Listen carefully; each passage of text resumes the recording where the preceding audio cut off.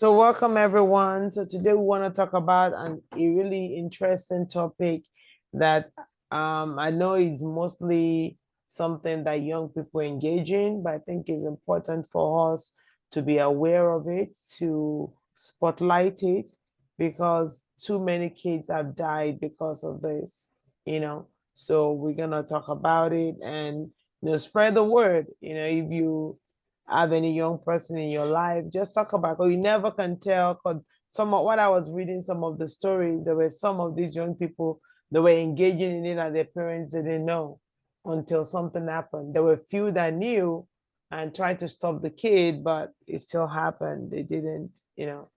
So it's really a sad story. So yeah, so we're gonna talk about subway surfing today, and we're also going to give you updates regarding COVID-19. I know there was a text going around, with a lot of incorrect information. It was brought to my attention. So we're gonna just share with you the facts, and then you'll be able to detect when something is like incorrect. Because when you have the facts, when something is a lie, you can see the holes in it right away. So let's begin. So before we actually begin, I'm gonna ask Sister Fortune to come and share briefly, our experience regarding subway surfing, and not that she was subway surfing, but the tragic experience she had regarding it and one of the school that she serves. Go ahead, Colin. Good afternoon, everyone.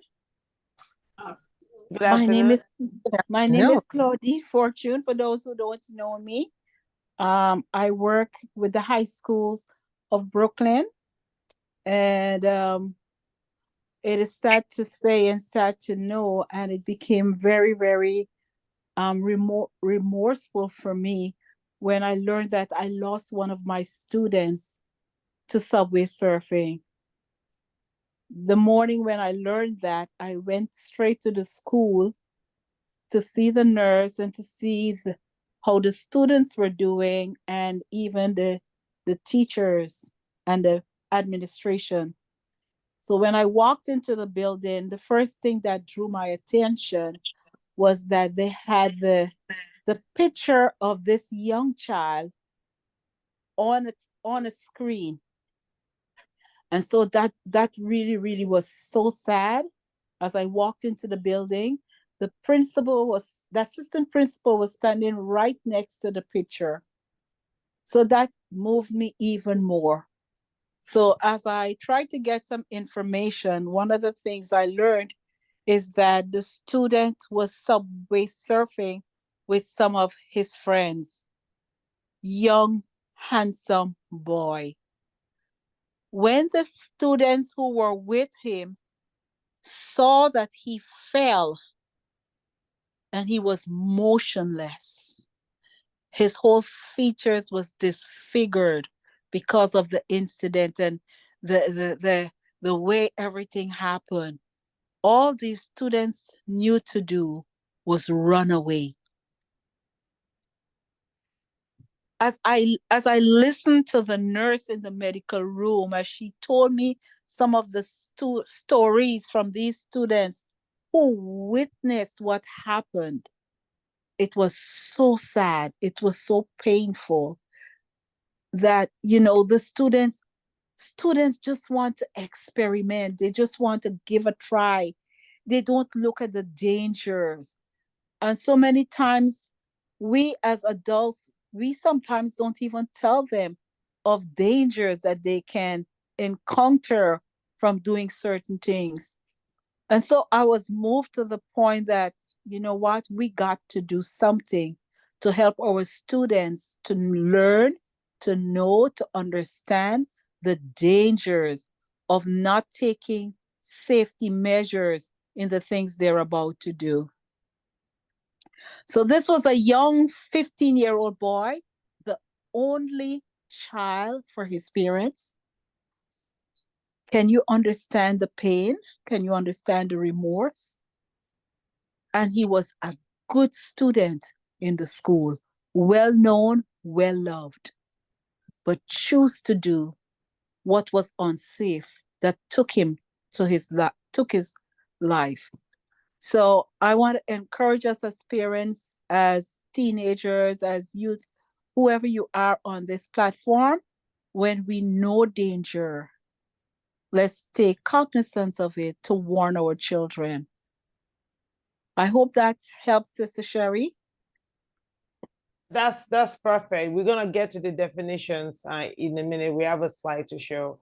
Yeah, thank you, Dr. Coney, for flagging that. So yeah, let's go. Let me share my screen. Am I sharing the right screen? No, excuse me. I'm sorry, I didn't realize. No, don't worry about it. I didn't ask you to do that. I just wanted you to share. You did what I asked you to do. I wanted you to just share your testimony. So that all is right, good. Can you guys see Thank my you. screen? No, not yet. Okay. Why is it not sharing? That's the first. Okay. Okay, great. So let me see if I can put it in the slideshow mode. If not, I guess we'll do. Okay, I can. Okay, so Subway Surfing, a dangerous trend reemerges. So this is not something new. It's something that has been in existence for a while, but it recently became, I know I have something blocking the screen. As soon as I can find my mouse that is running around the screen. Sorry, okay.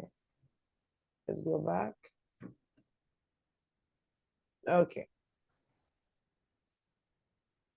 Okay, so it resurfaced in the early, hold on, did I miss everything? Dr. Coney, can you help me let the people in? I don't know why the mouse is really messing with me this morning. Hold on, okay. Okay, good, this way I am. Just mute yourself as you're coming in. Can you mute yourself, please? Thank you. So what is subway surfing in New York City? Subway surfing is sometimes also called train surfing. Is a act of riding on top or outside of a moving train. As you can see, they stand on top of the train and then the train is moving and they walk on top of it while the train is moving. So thrill-seeking young teenagers are catching rides on top of moving trains in the social media trend dubbed subway surfing. And it's also related, there's also, it originated from a game that is titled Subway Surfing. And also one of the things that has really made it really something big is also because of TikTok. It's not a new phenomenon, as it has been around for a while, where poor migrant family will be riding because of overcrowded carriages on the train. But now the kids are not riding because they don't have money. They're riding mainly because they want to really get so many likes on their social media. So it has transformed from survivor to a hobby and joined the dangerous long list of young people who are seeking audiences, people to like them. And some of them you actually see, when you see some of the video they posted online, how they're like really doing this dangerous act, just in the desire to get audience. You can see in this picture right there, how all of them gather together in one spot and the train is moving. One misstep in between the cars, you end up on the track. Even if you don't fall in between the track, you fall on the side, you hit the rail, that is it. It's really very dangerous. It's extremely risky and can result in falling, getting electrocuted, or severing the limbs. There was one of the story I read of a young man. He's actually like in his 30s now, and he did his subway surfing for the first time when he was like 17, and he did not die, but he lost one eye. Now, whatever happened is affecting his second vision and so many things. His life transformed. So as you can see in this picture, this kid is on top of a train that is moving. Can you just imagine? Just imagine this. That means there's another kid behind him taking a picture of him. I mean, I can't even imagine it. So I was doing a couple of research on why do kids do it. A lot of kids say something about sometimes there's nothing happening the home front. The home front is not peaceful, and they want to just go out there and do something exciting and get noticed, get all these likes, you know. So the police officer won't train surfing as incredibly dangerous and can very easily result in death or serious injury. I'm gonna see if I put the statistic, because I had some statistic that I saw. It resurfaced in early 2022 after several video went viral on TikTok. So I saw that the video was viral and people were like, oh, this is working. Let me do mine too. And one of the things that I saw in one of the lobbying that some of the legislators are doing is to find a way to actually remove all the videos that has to do with subway surfing from social media. So I don't know if that has actually happened, because I still found some video, but I know there was something being worked regarding that. The trend is a real life imitation of the popular game Subway Surfers. I spoke about that earlier, where characters run on top of rapid moving trains. So if you're caught by the NYPD, the person gets charged with reckless endangerment, which is, I think, is better than them losing their life. This is crazy. So these are some of the pictures that was captured. And I mean, mind you, they captured like beautiful picture. There was another one that I saw about a young man, a friend whose friend died subway surfing, but just before he died, he took unbelievable picture. Because he was surfing on a train that was moving fast through the city, and he was able to capture some crazy landscape. Can you mute, please? Subway surfing resulted in 4 deaths last year alone, with 2 more seriously injured, according to New York City Police Department Chief of Transit. Between 2018 and 2022, there were 5 suspected fatalities of subway surfing. And I think 1 death is too much, because of this thing. And most of the time, it's for young people, teenagers, or some people in their early 20s. So the act of subway surfing or train surfing is illegal in most railways in the world. And it's not just in New York City, because I was researching, there was also something happened in Washington, D.C. Even in England, there was a case of a death because of subway surfing. So there's another one. You can see this kid is laying down, and this train is like close to the roof, is laying down. These are the kind of picture they want to capture. What was once a fictional thrill shown in movie, TV shows, and most notably the video game Subway Surfer has now become a life-threatening reality, with teenagers risking their futures for the act. I think this is an important conversation we all need to have with our young people. Don't think like, oh, my child is too smart, is too focused to get into this kind of foolishness. Because you never can tell when they're going to be pressured by peer pressure, and they're going to be like, let's do it together. Come on, we can all do it together. We don't know if that was the first time that young man did it, that passed that Claudine was talking about. But I do know that there are cases of people that do die right for the first time they're doing it. Some have been doing it for years, and one day they make one little misstep, and that will lead to their death. Right. So we know this phenomenon is being fueled by social media, and I think we all have a voice. And if we can use our voices effectively, and really highlight what are the deeper issues that are really making kids to do this. So I think it all boils back to mental health support that is needed by our adolescents. And because they cannot process some of the hardship or what they're going through or what they're feeling, so this extreme, dangerous, life-threatening sports, sometimes they call it, becomes the get out of jail free, get out of reality, if I can use that. So it is a reflection of the struggles of today's youth manifesting in dangerous action, a call for change in mental health field, public transportation, and a lesson in the way society handles teen-related issue in New York City. So this is really a big deal. And I really don't understand why they're not making enough noises about it. You know, one child is too much to die due to this, you know. So, but I feel if we start to make noise about it, put something on your social media, I'm gonna create some graphic to sort of spotlight it about subway surfing is not a sport, it's dangerous, you could lose your life, stop doing it, stop your friend from doing it. If you know somebody that is doing it, please report them. You know, you're not snitching, you're saving a life.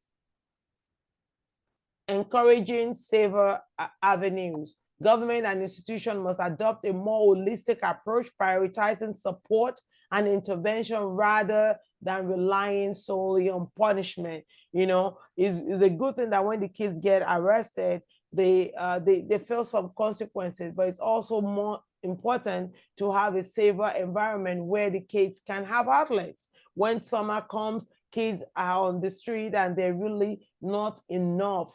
You know, they're cutting money from sports, from arts and things that kids can get into to engage them. And this is leading to them finding outlet by themselves.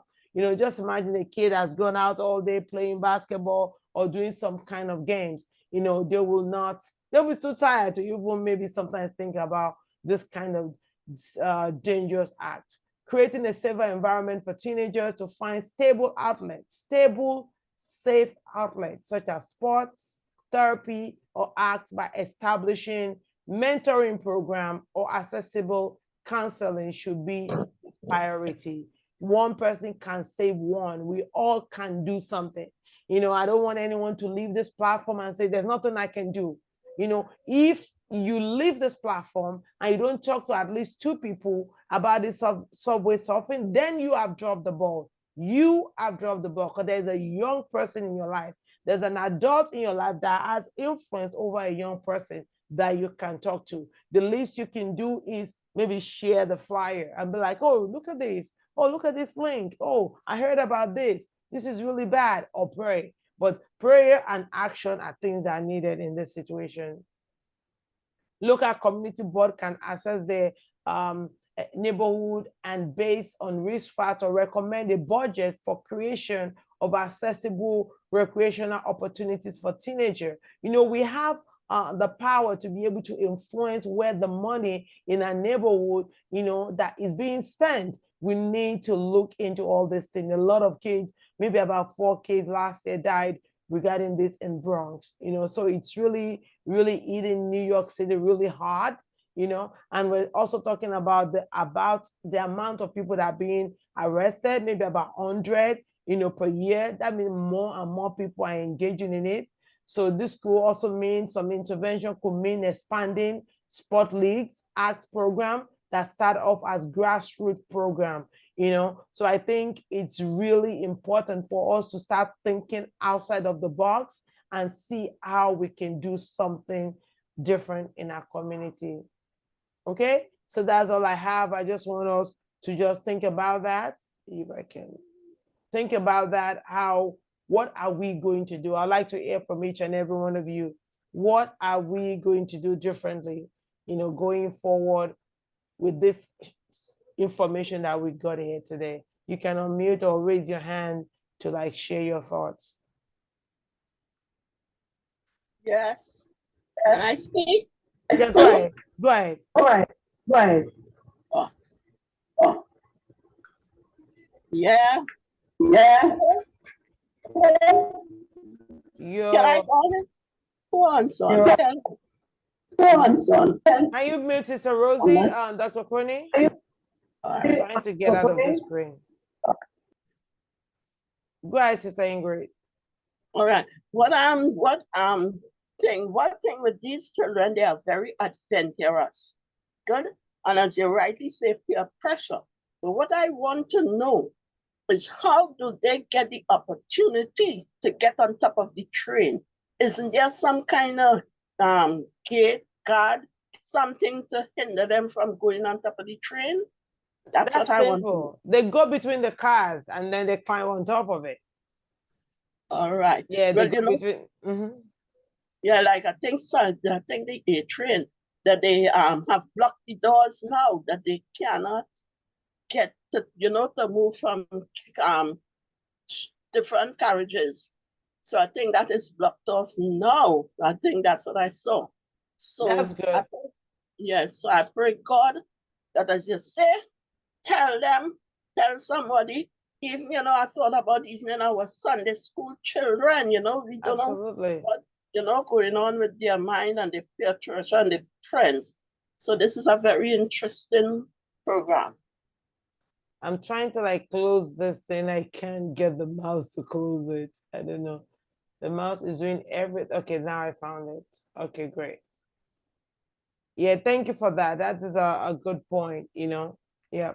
I just want to chime in.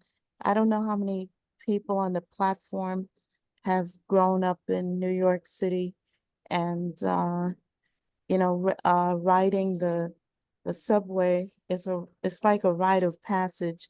You get your bus pass, you get your train pass, but nobody ever, at least in my experience, nobody ever sort of sat down and told us the rules of riding the subway or, riding the bus or anything like that. We're just given the pass and basically, kind of you're on your own. I remember, as a teenager riding between the cars, we never got up on top of any cars, but we rode between the cars. Nobody ever expressed that there was any danger in that. We even saw adults riding between the cars as well. So, maybe because of movies and all these video games, etc., where they're sort of glorifying um, the trained, the surfing. Um, maybe there needs to be some sort of course or education or something like that before you get your train pass or your bus pass, so that you know what the rules are and what the consequences will be of riding between the cars or subway surfing, or and even in terms of being arrested of felony charges or whatever charges that they bring. That I think that needs to happen. That's at least one application that can be. Yeah, that's a great point. Like making, 'cause I know they have the MTA have like a training class that they do in New York City high school, but I don't think it's been widespread. Cause crazy enough, this school where hold on, my mouse is acting funny. This school, the student that passed, that school is actually a sort of a transit school, a school affiliated with the MTA. So you would think that that school should have gotten the information, but so I think that that's a good point. I just have to we have to all sit down. I think I will loom to try to figure out strategies or ways that we can, help to just promote the right information and influence government and just fight for it, push for it to be able to make something happen. I was hoping that Sister Renee Freeman would join because I know she worked closely in one of the high schools in Far Rockaway. I'm probably going to call after this meeting to share some of the information, share the link with her to take a listen and see how she want to move forward with that. Okay, Sir If I Claudine. may, Yep. Hold on, Sir Thelma. Claudine has a hand up. no problem. Yes, Dr. Sherry, in sharing the concerns for our students, one of the things we looked at implementing and starting in the very high school that this thing happened is to have a conference with the teachers and the students, administration, parent coordinator, have the parent of this child come in, and even the students were involved. Check to see who is willing to participate in bringing awareness to other students of the dangers that this has caused and will cause if they continue to do it. And so I have reached out to MTA and I'm awaiting a response to see how we can go forward. Meanwhile, the teachers, the assistant principal, parent coordinator, the guidance counselor, social worker, everybody is ready to move with this, to bring awareness to the students of this school. The school that this happened to, it's a MTA school that teaches students to become MTA workers. And they do have carriages in the school that these students can see and learn about the dangers of subway surfing.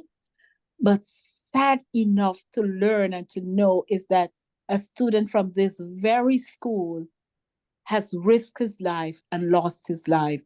So I'm going to ask each and every one of you on this platform to bear Office of School Health up in prayer as we try to take to every school in New York, not only high school, but to prepare some form of document or documentary or PowerPoint presentation, whatever kind of awareness, flyers, whatever, so that we can bring this awareness from cradle to high school.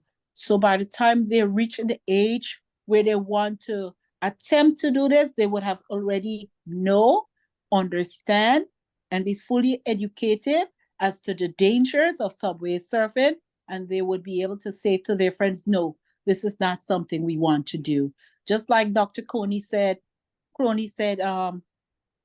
they never learned about the dangers of even riding between the carriages. We want the student to be knowledgeable. We want whatever information we're going to give to them to be impactful, so they will take this to the next level. So looking and trusting that you will join with us in praying that we will be able to reach the students wherever they're at to bring about this kind of awareness. Thank you. Absolutely. Thank you for that. Sister Thelma?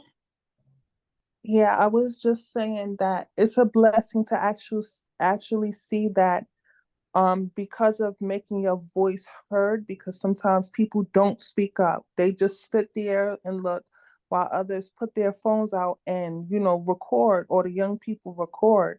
But it's an actual blessing to see the MTA and the New York City Police Department respond with urgency, because I actually had that issue with the young people subway surfing, and I didn't turn a blind eye.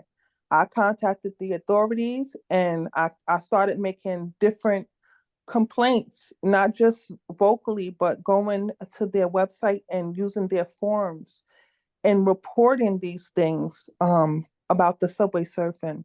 But, as you even said, that we have to continue to pray, because it seems like every generation comes out with something. I remember in my generation, they weren't subway surfing like as much as this, but they were surfing the back of the buses. And, people wouldn't speak out about it. But the thing to take in action, as the MTA has their post and saying, if you see something, say something. And it's a blessing to be on the other end, that we as adults, we can use our voices to speak out, because we are not just citizens, but we're concerned parents and, neighbors and community that are concerned about these young people who are continually, whether they're adrenaline junkie, their households have issues, and they come out here and channel all of that into doing the wrong thing. Yeah. Thank you for that. Thank you for your advocacy. Thank you for, that form. I would love for you to, share the process, that you went through to get the complaint in, if you can share the website, I know we can look it up, but if you share it, I think it would be good. And then anyone that sees something another day, they might be able to follow that same footsteps. So I think I'm going to consider, starting like a committee. It could be of 3 or 4 people to try to put something together to reach out to our community leaders, our government leaders, and see what we can do to move this forward. So thank you so much, that you got a response from them, even when you push a little. And I'm sure you'll probably save the life. Your action probably saved the life of a child. So thank you for that. Okay, do we have any question? Welcome, Sister Man. I see you coming in. Well, today we're talking about subway surfing, how we can, support our children and share up-to-date information and share, spotlight the danger of this action, for the three seekers. So next, we're going to talk about COVID-19 update. I know Dr. Cody has some updates for us to be able to bring us up to speed with what is going on in our community. So thank you everyone for engaging in this first half of the conversation. We're going to move to the second half. Hi, everyone. So I just wanted to briefly talk about what's going on with COVID. As you may not know, you may know or may not know, but we are in the midst of a summer surge. I don't know, it since the pandemic, now that COVID is what they call endemic, there's been like a pattern to the surges. So it seems as though we're getting surges in the winter, but also in the summer. So typically fall and winter are the time when, respiratory viruses surge, like, influenza and things like that. But COVID seems to remain kind of an outlier in that we get a summer surge. So we are in the midst of a summer surge now, and infection rates have risen, hospitalizations have risen, and deaths have risen. There's a new variant out. I know probably we all are thinking about the Omicron, but this is another variant of the Omicron called the KP.3. So why a summer surge is happening? There's much speculation. One of the major speculations is that as climate change is happening and we're getting hotter temperatures outside, people are spending more time inside in air-conditioned areas. So that means that we're having closer contact with each other like we do in the winter when it's cold outside and everybody goes inside because it's it's warmer inside, so we have closer contact. So we're seemingly getting the reverse of that, where it's so hot outside that people are avoiding outside and coming inside to air conditioning, and so henceforth mingling more and the ability for this virus to spread more. So that's what we're in the middle of now. So I want everybody to be aware of that, and also to note that within the next probably month or so, there will be another booster that will become available and cover this new variant of COVID. The other point that I'd like to make is that it seems as though the boosters are not lasting for 1 year, but it seems like they are 6-month boosters. So we're going to await the CDC recommendation with regards to COVID, whether or not we should be getting boosters twice a year instead of once a year. So that's just a heads up for everyone with regards to the boosters and the how often we should get boosters. So I'm just going to leave it like that. It was just a brief, short, quick update. If there are any questions, please go ahead. Okay. As you're thinking of the questions, let me just plug this in. As I said earlier, there was a text that was going around with some misinformation. I just want to encourage you, if you receive a long text that is being sent from one person to the other, before you send it to somebody else, make sure it's accurate. You might want to send it to myself or Dr. Coney just to fact check it first, Yeah, because you don't want to be sending the wrong information and instilling fear, and then you don't know how many people they will send it to. Because for whatever reason, this particular text came around maybe 6 or 8 months ago, and now it's back again. It's being circulated yeah, again. okay. I have it if you can't find it. Okay, good. Okay. It says, it reads update on COVID, and it reads the source is Johns Hopkins. That's not true. Okay, and it reads the new COVID health advisory. Everyone, I mean, this information is good. Everyone is advised to wear a mask because the new COVID, Omicron, and they give the wrong variant, is different, deadly, and not easily detected properly.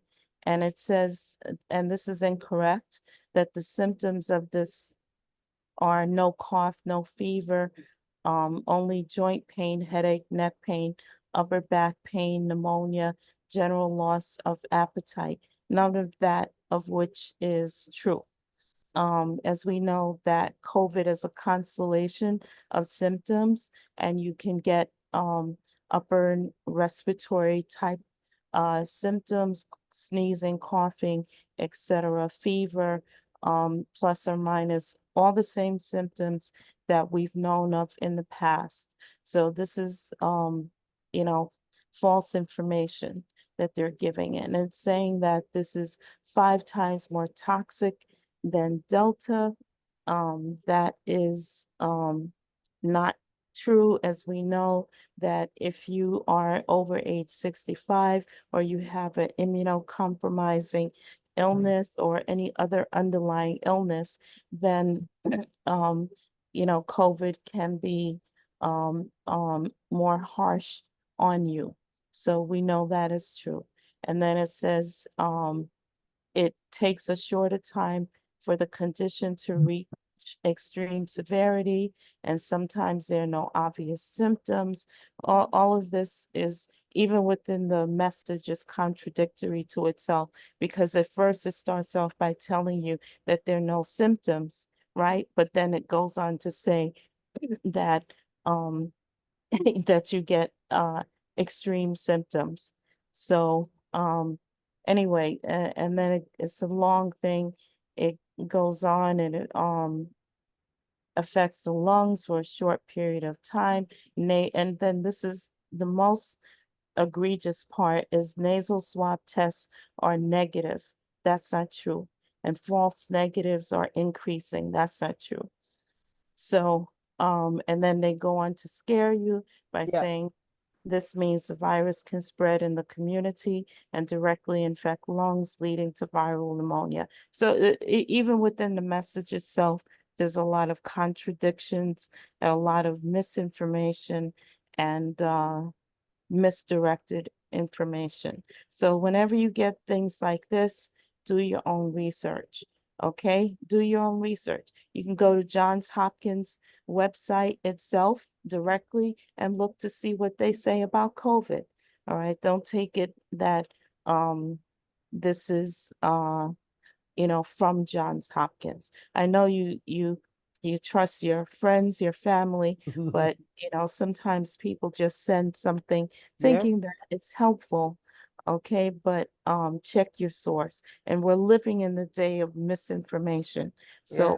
always check your source. People are now telling just bold-faced lies, Mhm. right? They're telling you that the sky is purple when you're truly seeing the sky to be blue. All right. And they will argue you down. Yep. Mhm. So, we're not saying to argue with anybody, but for yourself, check the information yourself. I- And if I- you have any questions, definitely reach out to us and we can help you go through it. Yeah, I think Dr. Coney, you said something important even as we're going through that piece. The aim is to instill fear. And the first time I read it like 7 months ago, that was just what I got from it. They just want to instill fear in people, without giving people resources to be able to deal with whatever they may be faced due to COVID-19.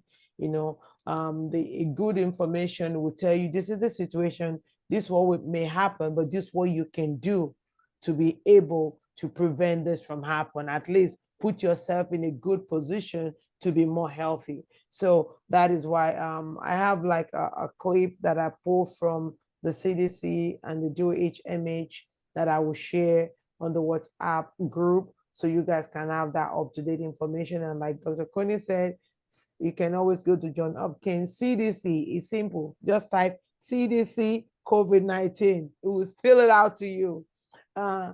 DOHMH COVID-19. Boom, it will come. So yeah, the information is, but if all that is difficult for you to do, you can always reach out to us. Do not send anything to another person without verifying. Okay, I'm gonna open the platform for questions. Thank you, Dr. Coney. Dr. Sunday, I see you on the platform. Welcome. I don't know if you want to say something.